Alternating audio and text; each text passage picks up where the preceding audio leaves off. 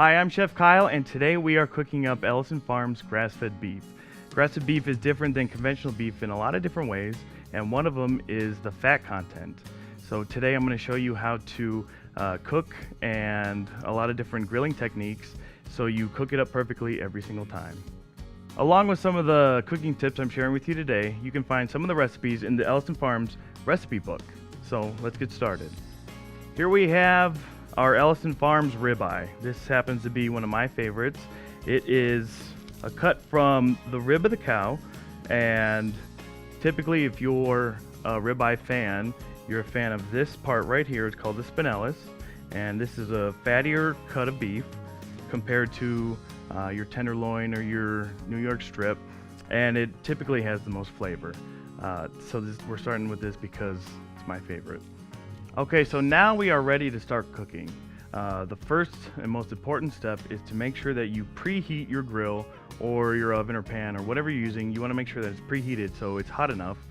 You don't want to be using the wrong temperature. So once we have our grill nice and hot, we're going to use a nonstick spray that's made for high temperatures. And then once that's covered, we're going to get back to the steak. And this is the ribeye, so you don't need to marinate it. I feel that it has just enough flavor because of its fat content that you don't have to add anything else to it. So the way I like to do it is add salt and pepper at 2 different times, just before it goes on and right when it's done. And now this steak, it was thawed in the refrigerator for 24 to 48 hours ahead of time. Okay, so let's put our steak on the grill.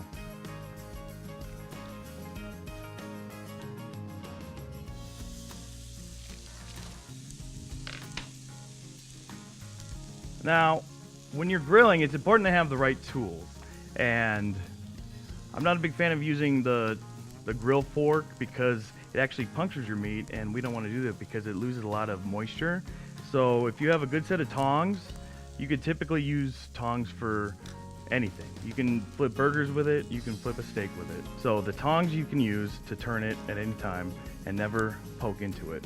And never cut it as you're cooking with a knife. The other important tool is to have a good grill thermometer. These are different than the big roast thermometers. This is a smaller one, and to ensure that it's calibrated, you want to put it into the tip right here into boiling water. And we know that boiling water is 212 degrees. So once it says 212, you know that it's accurate, and you pull it out, bring it back down to room temperature, then it's ready to go. Now there's a lot of ways you can actually cook your steak. We're going to sear it, lock in the juices, remove it from the heat, and let the convection of the grill finish it for us. So this one's ready to turn. As you can see, we have grill marks on there. That looks good. And you can see that it's still pink and red on the outside, and that's okay because we're just trying to get to the bottom, and then we're going to turn the heat down. So to touch on thawing of the beef, you want to keep it in the refrigerator for 24 to 48 hours from the freezer. Once you take it out of the refrigerator, once it's thawed, you have to bring it back up to room temperature because it allows the juice in the meat to redistribute. You can also put it in cold running water as long as you use it directly from there. Okay, so now we're going to talk about cooking temperatures. And I recommend the ribeye to be cooked at medium rare. That's the way I prefer it. And medium rare will be about 130 to 135, and medium is about 135 to 140 degrees. And these are more chef recommended temperatures because the USDA has their standard temps, and USDA doesn't recommend anything under 145. And these are just safety precautions. So a good rule of thumb is if you trust your beef, you know where it's coming from, then you can go below these temperatures that the USDA recommends. And because of 145, we've all had steaks that were medium rare, and 145 is actually just above medium. So if you like your steak medium rare, then it would be below what the USDA recommendations are. Okay, now that we have both sides seared, we're going to turn down the heat to low, remove it from the heat, and let the juices redistribute.